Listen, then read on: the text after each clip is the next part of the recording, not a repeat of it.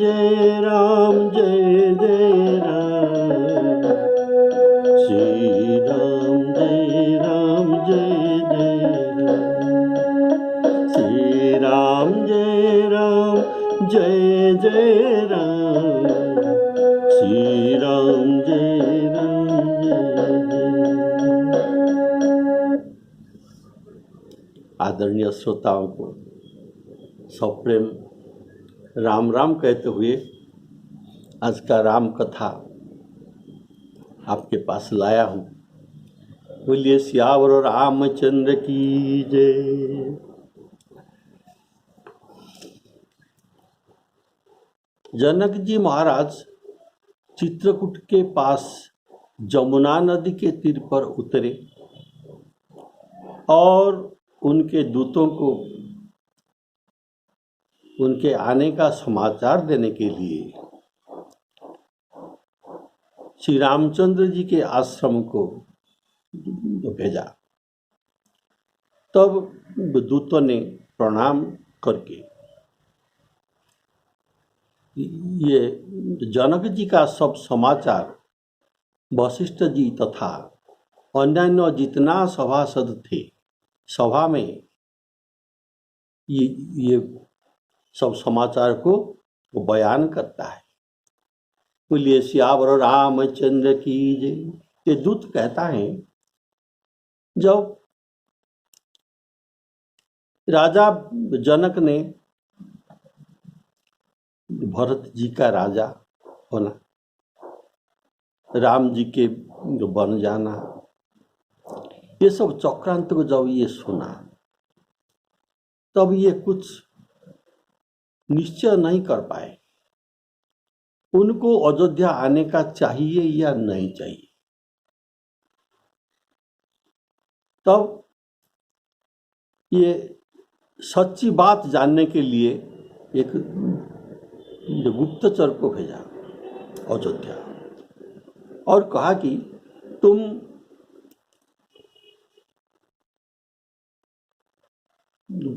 भरत के मन में कैसा भाव है श्री राम जी के प्रति, इस भाव को जानकर तुम तुरंत लौटा।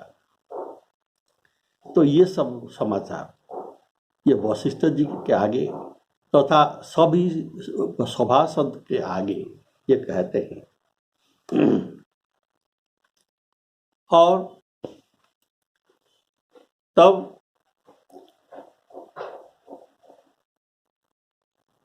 ये दूत भरत जी का सब समाचार लेकर जनक जी का पास तो गया था और उनके सभा में भरत जी की करनी का अपने बुद्धि के अनुसार वर्णन किया।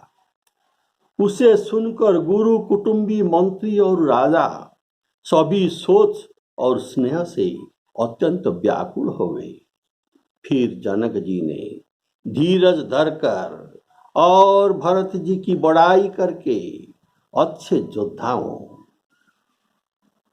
साहनी जो वाहन को चलाने वाले उनको साहनी कहा जाता है, घोड़ा और हाथियों को ये जो चलाते हैं, तो ये अच्छे योद्धा और साहनियों को बुलाया। राजा जनक ने अच्छे योद्धा और साहनियों को बुलवाए। उनके घर, नगर और देश को रक्षकों को सौंपकर घोड़े, हाथी और बहुत से सवारियां सजवाए।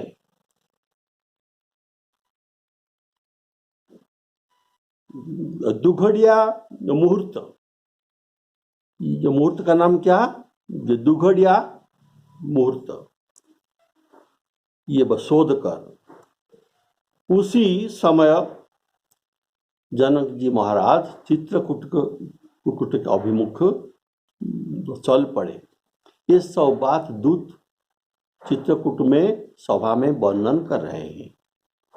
जब सब लोग जमुना जी में उतरने लगे तब हे नाथ खबर लेने के लिए हमें भेजा था। इसलिए आपको सब खबर और समाचार आपको सुना दिए। ऐसा कहकर ये भूमिष्ठ प्रणाम किया। बोलिए सियावर रामचंद्र की जय। दूतन आई भरत कई करनी, जनक समाज जथा मति बरनी। सुनि गुर परिजन सचिव महीपति, भे सब सोच स्नेह विकलती। एक बात आपको सुनाता हूँ। हमारे फोटो के नीचे के साइड में एक तीर चिन्ह है, एरो मार्क, उसको थोड़ा छू दीजिए तो आज का ये पारायण आप भी सब देख पाएंगे आपके मोबाइल के नीचे।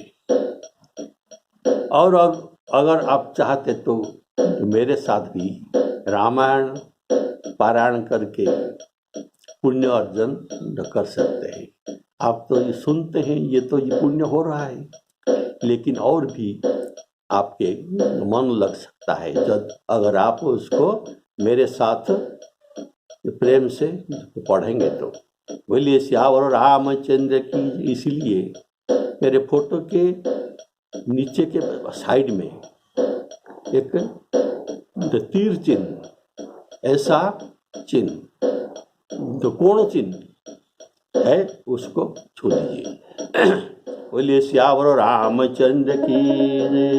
मुनि सुनि गुर परिजन सचिव महीपति, भे सब सोच स्नेह विकलती। धरि धीरज करी भरत बड़ाई, लिए सुभट साहनी बुलाई। धरपुर देश राखी रखवारे, हय गय रथ बहु जान सवारे। दुघरी सादी चले तत्काला, किए विश्रामुन मग महिपाला। श्री राम जय जय राम।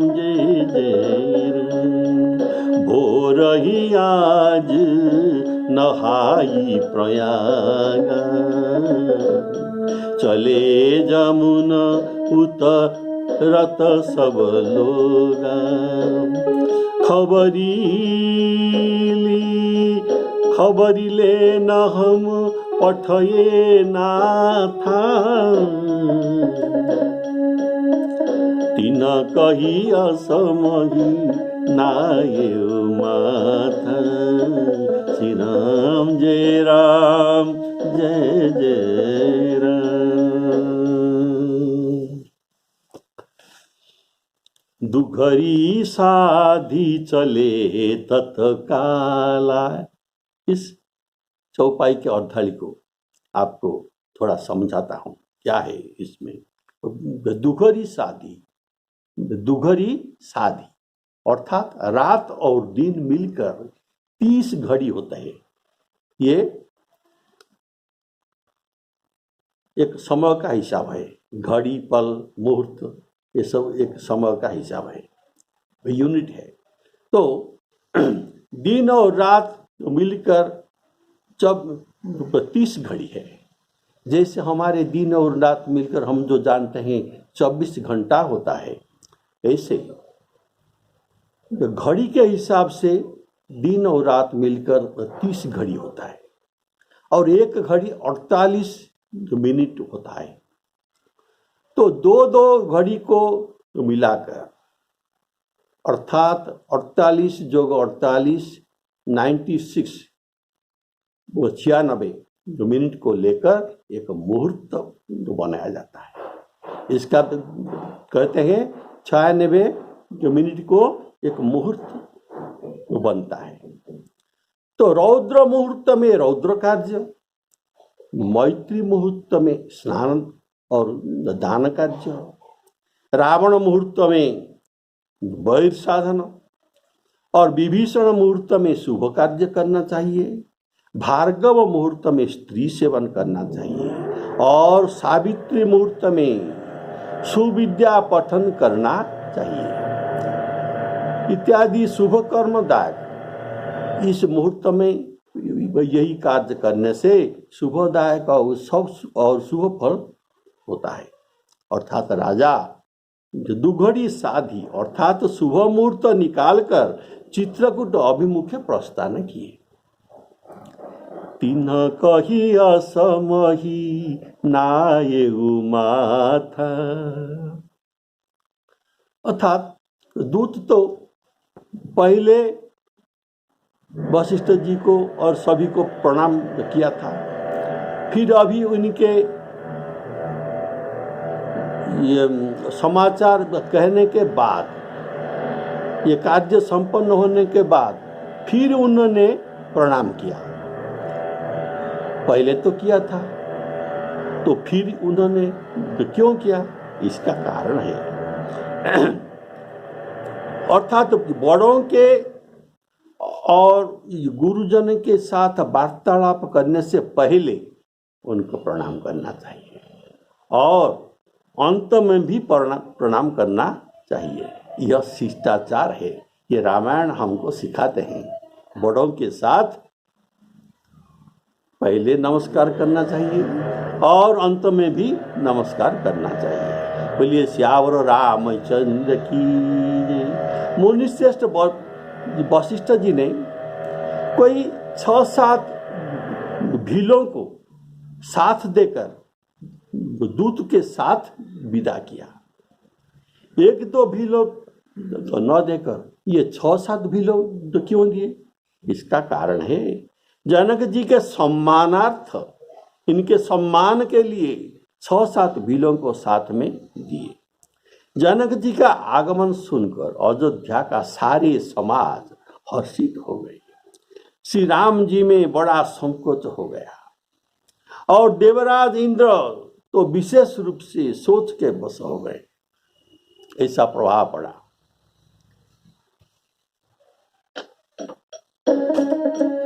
सात की रात 6-7 दीने 6-7 सात की रात 6-7 दीने मुनिवर तुरंत विदाचर कीने।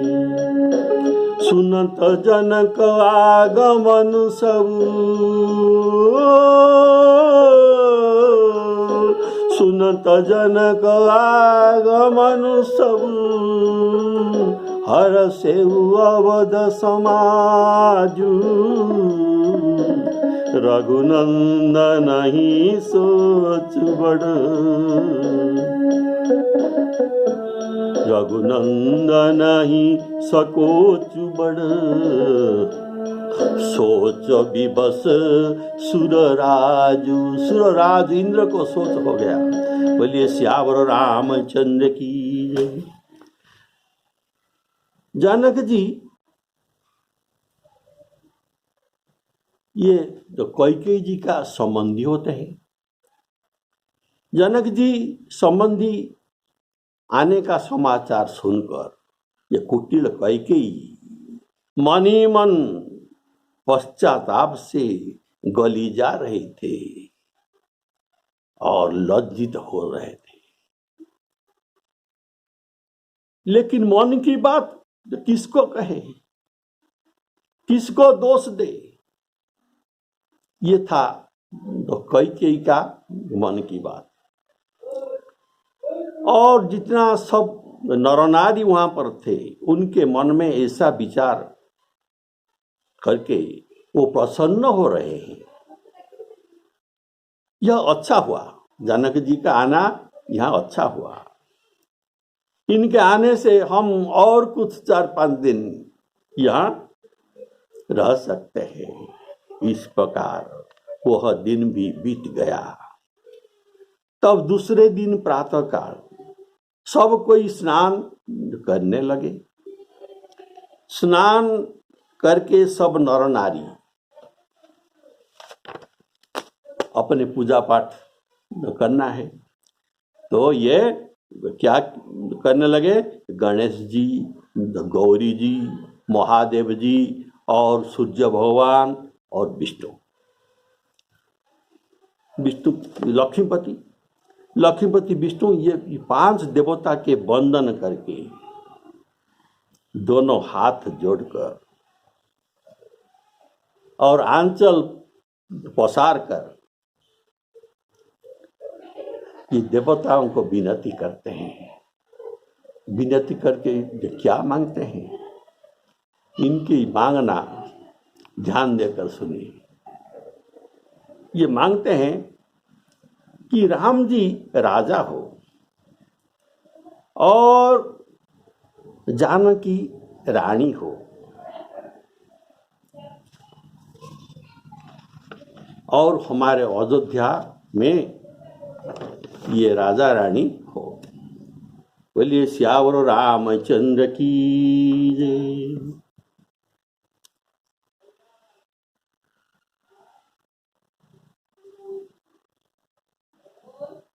फिर हमारे जो समाज था अब जो अस्त व्यस्त हो गया है, ये सुखपूर्वक बसे। राजा राम है हो गए, रानी हो गए माता सीता जी, और श्री राम जी भरत जी को युवराज करे। ये सब लोग देवताओं से मांगते हैं कि हे नाथ, यह सुख रूपी अमृत से सींच कर सब किसी को जगत में जीने का लाभ दीजिए। गुरु समाज और भाइयों सहित भाइयों के साथ श्री राम जी का राज्य हो। और अंतिम मांग सुनिए। अंतिम राज ये मरने का मांगते हैं, ऐसे कोई नहीं मांगता। ये कहते हैं अंतिम मांग में अवधपुरी में श्री राम जी को राजत्व रहते ही राजा राम के शासन काल में हम लोग अयोध्या में मृत्यु वर्ण करें और अयोध्या में हमारा मृत्यु हो। सब कोई यही मांगते हैं। बोलिए सियावर रामचंद्र की जय।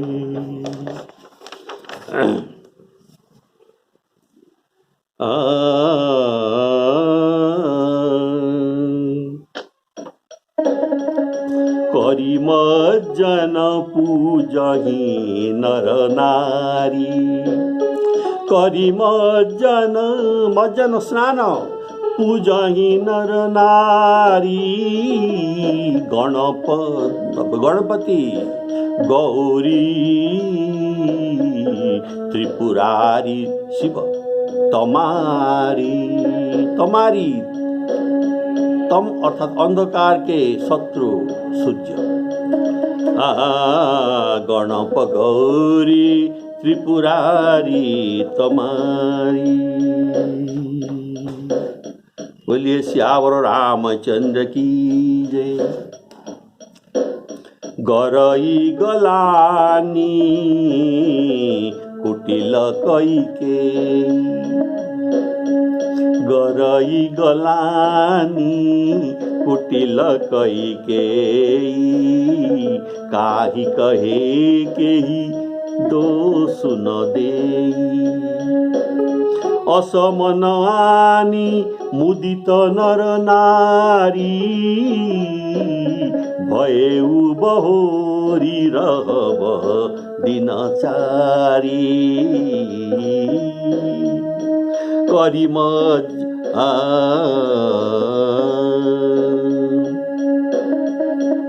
एही प्रकार गत बासरस, प्रात नहान लाग सबको। करिम जन पूजहि नर नारी। गणप गौरी त्रिपुरारी तमारी रमा रमण पद बंदी बहोरी बिना बही अंजुली अंचल जोरी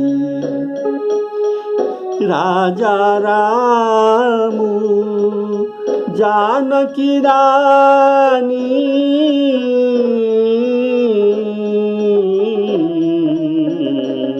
आनंद अवधि अवध राजधानी अवध राजधानी।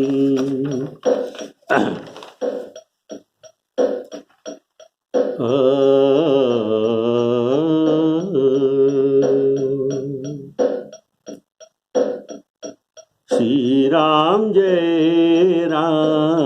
जय जय राम। सुबह सब साउ फिरी सहित समाज भरत ही राम करहु जुबराजा यही सुख सुधा सींच सब काहू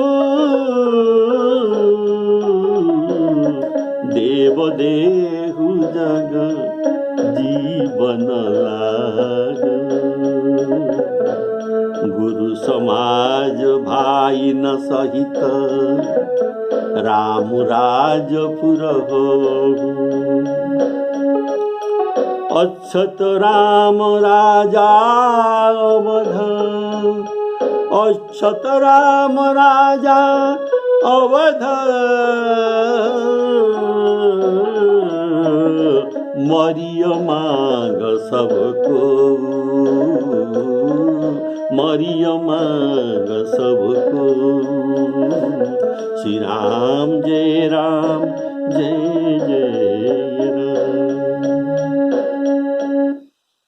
आपने जो सुना करिम जन पूजही नर नारी गणप गौरी त्रिपुरारी तमारी रमा रमण पद बंदी बहोरी।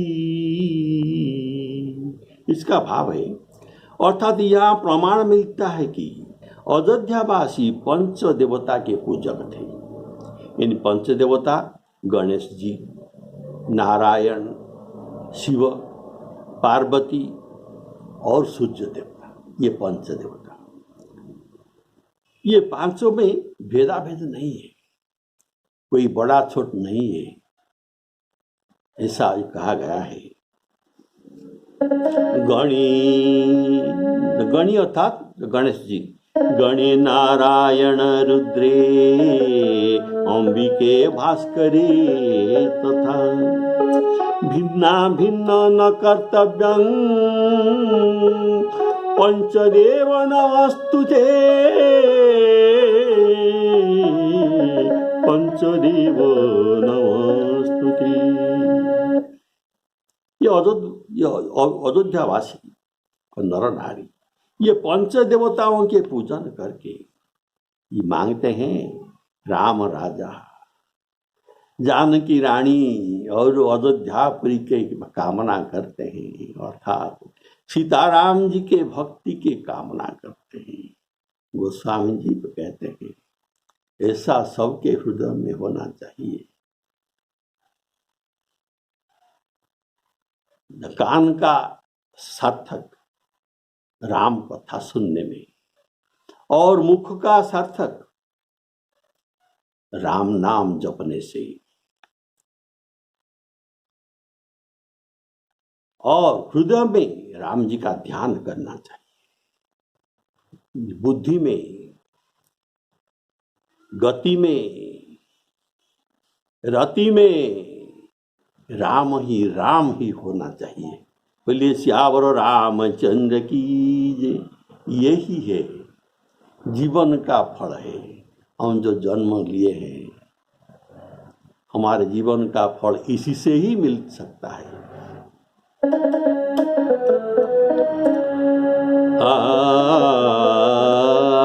श्रुति राम कथा मुख राम को नाम, हिये पुनि राम ही को थल है।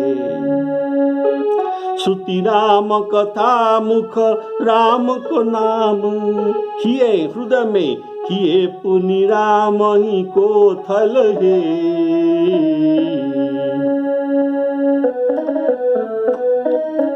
मोती राम ही सो गति, राम ही सो रति, राम सो राम ही को बलु है। राम सो राम ही को बलु है। ये बात तुलसीदास जी कहते हैं। तुलसीदास जी कहते हैं, सब ही न कहे तुलसी के मते, सब ही न कहे ये तुलसी के मत में, सब ही न कहे तुलसी मते, इतने जग जीवन को फल है, इतने जग जीवन को फल है। देखिए गोस्वामी जी बिना पत्रिका में, देखिए एकांगी प्रेम,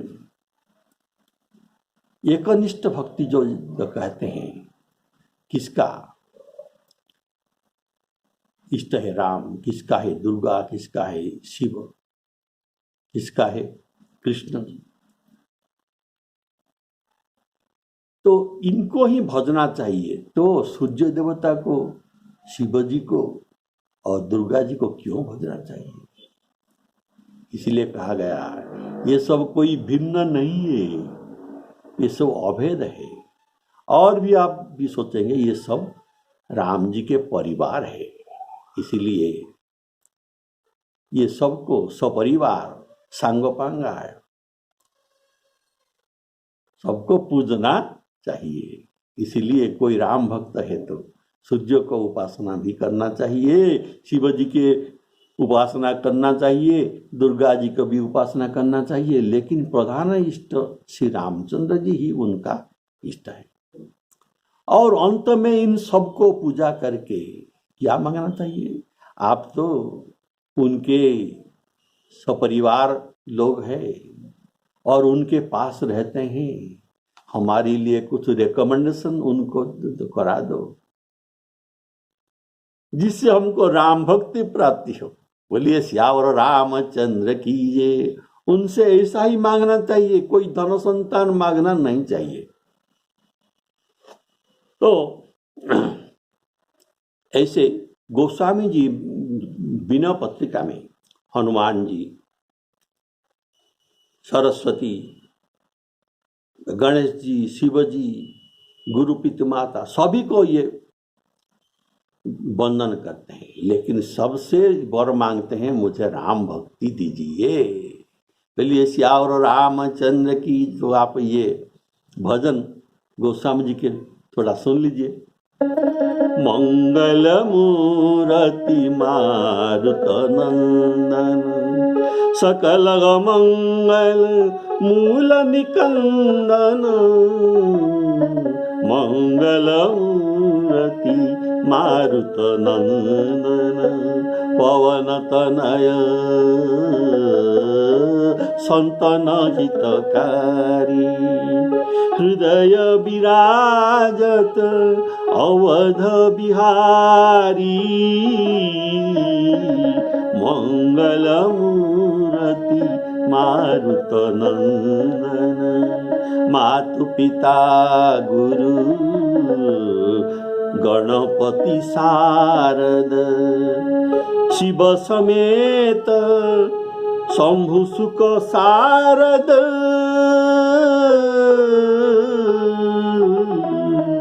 ये सबको ये वंदन करते हैं। और चरण कमल सबके मैं पाद कमल को, पद कमल को वंदन करता हूँ। चरण कमल वंदन सब काहू, देहु राम पद नेम निबाहु, देहु राम पद नेम निबाहु। राम जी के पद में मुझे भक्ति दीजिए, बंदौ राम लखन वैदेही, जे तुलसी के परम स्नेही। श्री राम जय राम जय जय राम। ऐसे गोस्वामी जी सबके चरण वंदना करके इसका फल स्वरूप राम जी के पद में प्रेम मांगते हैं। ऐसे उड़ीसा में एक भक्त जगन्नाथ जी को, जगन्नाथ महाप्रभु को भजन करते हैं, उनसे विनती करके मांगते हैं। ये मांग रहे हैं कि हे जगन्नाथ स्वामी, मैं तुझे धन जन कुछ नहीं मांगता, तुम्हें धन जन कुछ नहीं मांगता। मैं मांग रहा हूं कि आपके जो प्यारे लीला भूमि पूरी धाम में जो आपके जो पदरज है, मेरे हाथ में कुछ श्रद्धा के धूल चाहिए। बोलिए सियावर रामचंद्र की जय। इसी धाम का कुछ मुझे धूल चाहिए। ये है श्रद्धा के धूल, श्रद्धा बाली। श्रद्धा बाली इनको कहते हैं उड़िया में। मेरे आंखें और किसी का दर्शन करना नहीं चाहते। वे आंखें, मेरे आंखें तुम्हारे दर्शन ही चाहते हैं और आंखों का कुछ दर्शन नहीं चाहता। और मेरे कानों में तुम्हारे चरित्र सुनने की सिवा और कुछ मैं नहीं चाहता। तो ये पद को आप सुन लीजिए, समझ पाएंगे।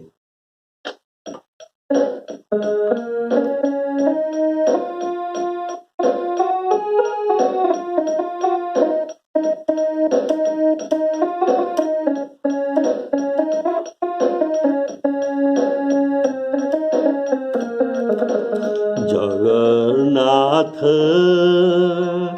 हो किछि मागू नाही तोते, मैं कुछ नहीं मांगता। जगन्नाथ हो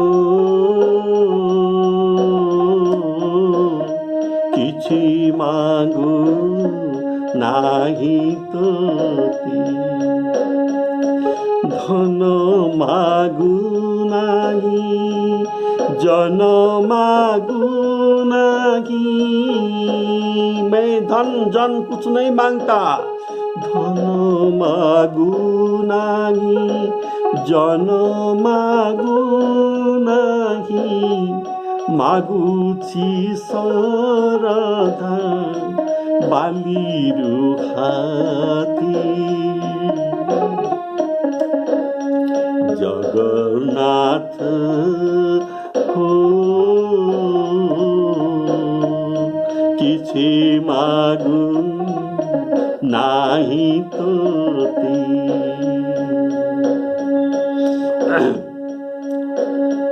मैं ऐसा कामना करता हूं कि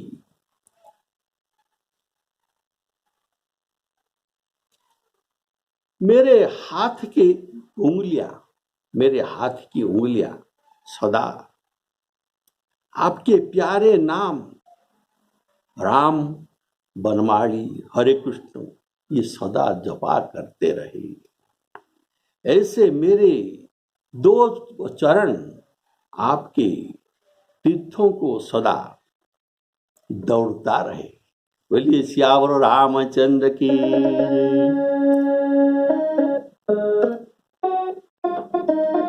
मोहस्त उंगलियां मोहस्त अंगुली राम बनमाली। मोहस्त अंगुली राम बनमाली।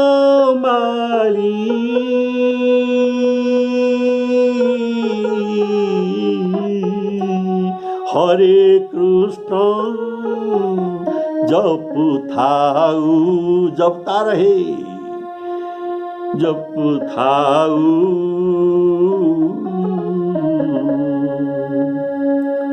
इस पद्य को, इस भजन को जो बनवाड़ी एक भक्त ने लिखा है, तो इसका ये नाम अभी आता है। बोले बनमाली,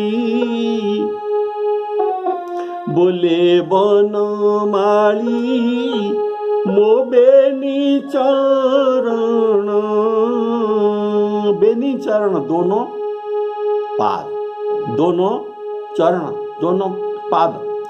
बोले बनमाली मो बेनी चरण, तोर तीर्थे भ्रमणी धाऊ।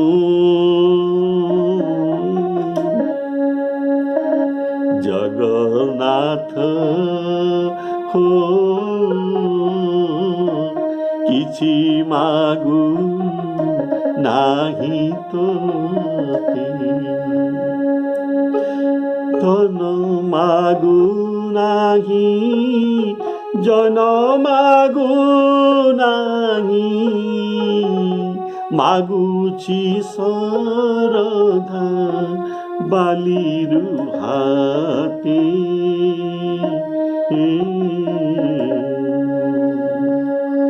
जगन्नाथ हो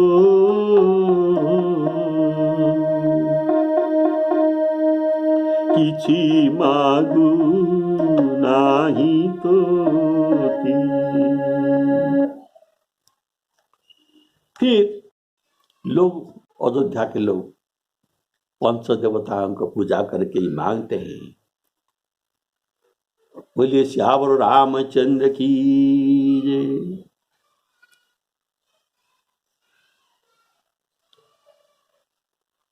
राम जी के प्रति अयोध्या वासियों के,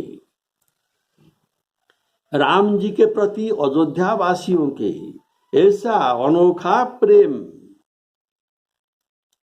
देखकर और उनकी, अयोध्या वासियों की प्रेममयी वाणी सुनकर ज्ञानी मुनि भी अपने जोग और वैराग्य को निंदा करते हैं। अवधवासी इस प्रकार नित्य कर्म करके श्री रामचंद्र जी को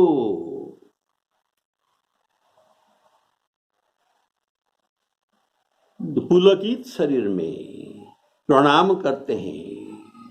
इनमें ऊंच नीच मध्यम सभी श्रेणियों के स्त्री पुरुष ये अपने अपने भाव के अनुसार श्री राम जी का नित्य दर्शन प्राप्त करते हैं। श्री रामचंद्र जी सावधानी से के साथ सबका सम्मान करते हैं और सभी श्री राम जी को सराहना करते हैं।